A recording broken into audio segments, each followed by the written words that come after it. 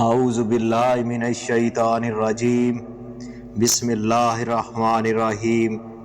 Info ایٹمبر کے ناظرین السلام علیکم۔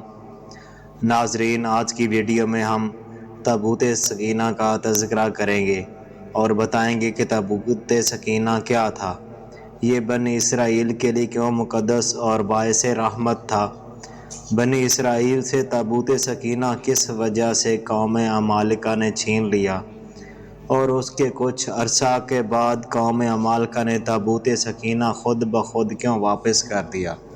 تو ناظرین، چلتے ہیں آج کی سٹوری کی طرف۔ ناظرین، تابوت سکینہ شمشاد کی لکڑی کا ایک صندوق تھا جو حضرت آدم علیہ السلام پر نازل ہوا تھا۔ یہ آپ کی آخر زندگی تک آپ کے پاس ہی رہا، پھر بطور میراث یکے بعد دیگرے آپ کی اولاد کو ملتا رہا، یہاں تک کہ یہ حضرت یعقوب علیہ السلام کو ملا اور آپ کے بعد آپ کی اولاد بنی اسرائیل کے قبضے میں رہا، اور حضرت موسیٰ علیہ السلام کو ملا تو آپ اس میں تورات شریف اور اپنا خاص سامان رکھنے لگے۔ ناظرین، یہ بڑا ہی مقدس اور بابرکت صندوق تھا۔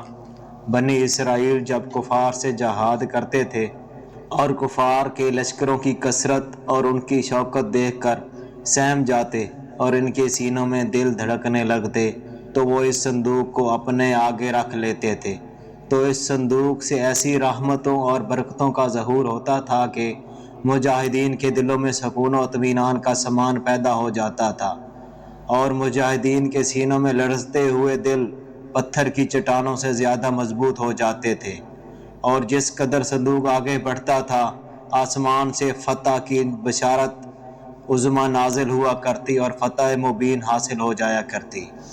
ناظرین، بنی اسرائیل میں جب کوئی اختلاف پیدا ہوتا تھا تو لوگ اسی صندوق سے فیصلہ کراتے تھے۔ صندوق سے فیصلہ کی آواز اور فتح کی بشارت سنی جاتی تھی۔ بنی اسرائیل اس صندوق کو اپنے آگے رکھ کر اور اس کو وسیلہ بنا کر دعائیں مانگتے تھے تو ان کی دعائیں مقبول ہوتی تھیں اور بلاؤں کی مصیبتیں اور وباؤں کی آفتیں ٹل جایا کرتی تھیں۔ الغرض، یہ صندوق بنی اسرائیل کے لیے تابوت سکینہ، برکت و رحمت کا خزینہ اور نصرت خداوندی کے نزول کا نہایت مقدس اور بہترین ذریعہ تھا۔ مگر جب بنی اسرائیل طرح طرح کے گناہوں میں ملوث ہو گئے تو ان کی بدعمالیوں کی نحوست سے ان پر خدا کا یہ غضب نازل ہو گیا کہ قوم عمالقہ کے کفار نے ایک لشکر جرار کے ساتھ ان لوگوں پر حملہ کر دیا۔ ان کافروں نے بنی اسرائیل کا قتل عام کر کے ان کی بستیوں کو نیست و نابود کر دیا اور اس متبرک صندوق کو بھی اٹھا کر لے گئے۔ ناظرین، قوم عمالقہ نے اس مقدس صندوق کو کوڑا خانے میں پھینک دیا، لیکن اس بے ادبی کا قوم عمالقہ پر یہ وبال پڑا کہ یہ لوگ طرح طرح کی بیماریوں اور بلاؤں کے ہجوم میں جھنجھوڑ دیے گئے۔ چنانچہ قوم عمالقہ کے 5 شہر بالکل برباد اور ویران ہو گئے، یہاں تک کہ ان کا کافروں کو یقین ہو گیا کہ یہ صندوق رحمت کی بے ادبی کا عذاب ہم پر ہے، تو ان کافروں کی آنکھیں کھل گئیں۔ چنانچہ انہوں نے اس صندوق ایک بیل گاڑی پر لاد کر بیلوں کو اسرائیل کی بستیوں کی طرف ہانک دیا۔ پھر اللہ تعالیٰ نے 4 فرشتوں کو مقرر فرمایا جو اس مبارک صندوق کو بنی اسرائیل کے نبی حضرت شمویل علیہ السلام کی خدمت میں لائے۔